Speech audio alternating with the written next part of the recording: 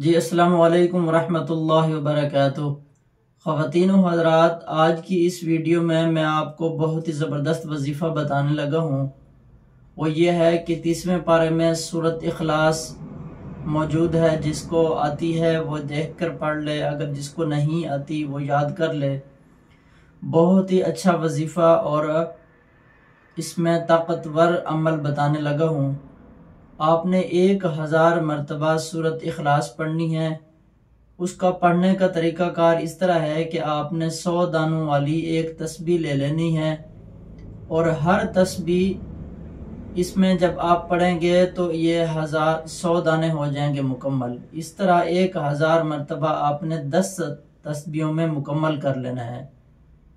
شروع میں یاد رکھنا ہے کہ جب آپ وظیفہ کریں گے، اس کے لیے کوئی وقت مقرر نہیں ہے، جب چاہیں کر سکتے ہیں، جس وقت چاہیں آپ کر سکتے ہیں، لیکن اس کے لیے شرط یہ ہے کہ آپ نے باوضو ہو کر بیٹھنا ہے اور قبلہ رخ ہو کر بیٹھنا ہے۔ ٹھیک ہے، قبلہ رخ ہو کر بیٹھیں گے اور باوضو ہو کر بیٹھیں گے تو انشاءاللہ اللہ تعالیٰ کے فضل و کرم سے آپ کا یہ کیا گیا عمل آپ کو انشاءاللہ نفع مند ضرور کرے گا۔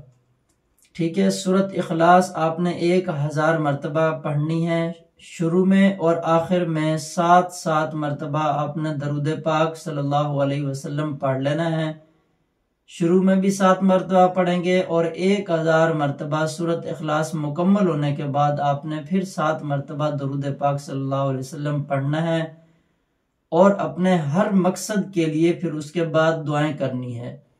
ہر جائز کام کے لیے یہ وظیفہ کر سکتے ہیں، چاہے آپ کو کاروبار میں تنگی ہے، کاروبار ٹھنڈا پڑا ہوا ہے، کاروبار نہیں ہے، یا کاروبار میں کوئی مشکلات ہیں، ٹھیک ہے، یا روزی میں کسی بھی قسم کی یا ملازمت نہیں مل رہی، بے روزگاری ہے، یا شادی کے لیے آپ یہ وظیفہ عمل کر سکتے ہیں۔